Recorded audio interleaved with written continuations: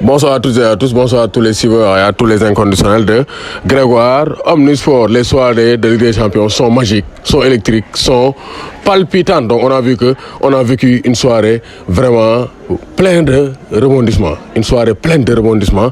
Parce que taille, un moment Chelsea était qualifié, un moment le Real était revenu, prolongation, un moment on pensait au tir au but et Benzema a fait la différence. Donc Benzema, c'est l'homme de cette Ligue des Champions cette saison. Pour l'instant, il n'y a pas mieux que Karim Benzema. Le Real réussit à sortir, à s'extirper du piège bleu. Parce que Chelsea avait fait l'essentiel.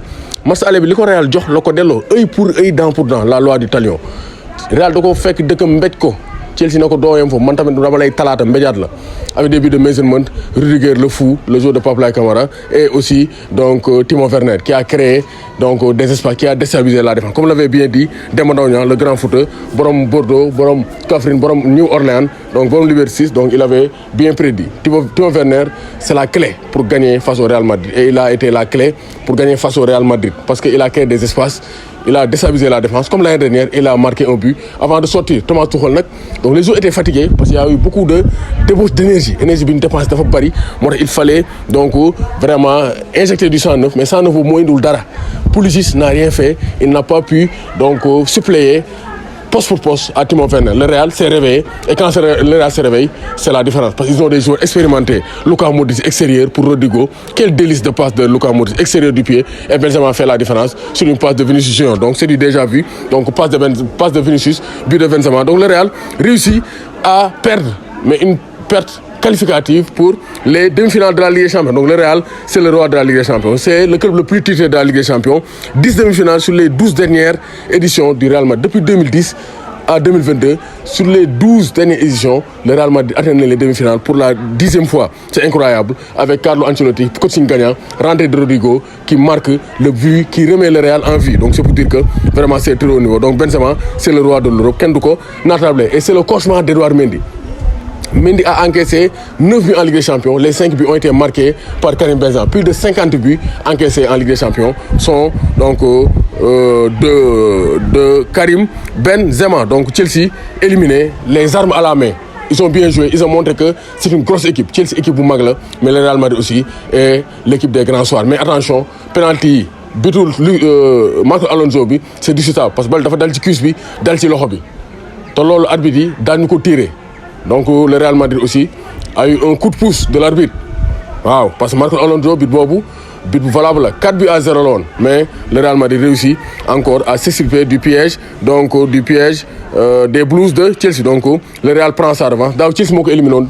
Ren Real moo ko éliminé. C'est ça le sport, c'est ça le football. Donc Real qualifié na et le Real attend le qualifié de Chelsea de Atlético Madrid City Atlético Madrid ku gagné mooy daje ak Real Madrid. Donc benn demi-finale bi c'est la surprise mais man pour man du surprise pour man parce que match aller bi waxoon naa ne Villarreal a les capacités pour battre le Bayern bi ak Nagelsmann c'est pas une foot de guerre. Ils ont des noms mais collectivement ça ne va pas avec un jeu stéréotypé gars dañ leen nand. Donc lii football moom dëpp depuis Leroy Sané commande Emery dafa ñëw fàtte el yi Bayern amul fu muy jaar parce que Emery c'est un grand entraîneur. Donc chaque édition day am surprise.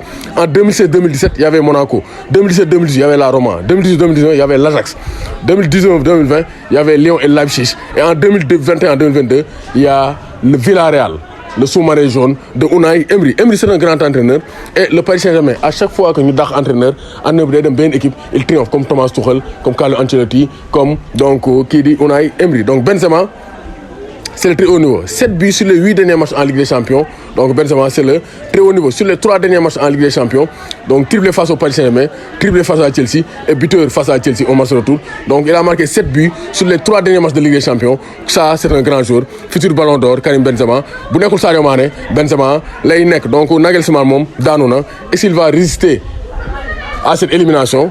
Donc ça, c'est la grosse question. Mais c'est la surprise de cette édition, Villarreal. Une ville de 50 000 habitants qui se qualifie en demi-finale. Qualifié en 2006, éliminé par Arsenal. Mais cette fois-ci, il s'est qualifié en demi-finale avec Unai Emery. Daaw ñoo gagné Ligue Europa, ñu dayee Super Coupe d'Europe, Chelsea gagné leen, mais il s'est qualifié pour la demi-finale de la Ligue des Champions. Attention, il ne faut pas se dire que Liverpool, s'il se qualifie, ils sont beaucoup plus forts. Attention, Unai Emery, c'est un grand entraîneur, tactiquement bon et avec de très bons joueurs. Et Danjuma, Moreno sont des internationaux qui sont très bons tactiquement et qui jouent bien au football. Donc attention, Villarreal peut créer la surprise du chef cette saison en Ligue des Champions. Donc félicitations au Real Madrid. Benzema est le roi de l'Europe. Le Real sur le 3 de l'Europe, comme d'habitude. Et donc vraiment, félicitations au Real Madrid. Nos encouragements au bout de cette équipe. Donc on a joué, mais on est tombé les armes à la main face à une équipe expérimentée et un Benzema des grands soirs. Donc félicitations au Unai Emery. Et nos encouragements au Bayern de Munich. Donc Warul Tit, Warul, Raga, on se rend rendez-vous demain pour la deuxième soirée de Ligue des Champions entre Liverpool et Benfica et Atlético face à Manchester City de Pep Guardiola.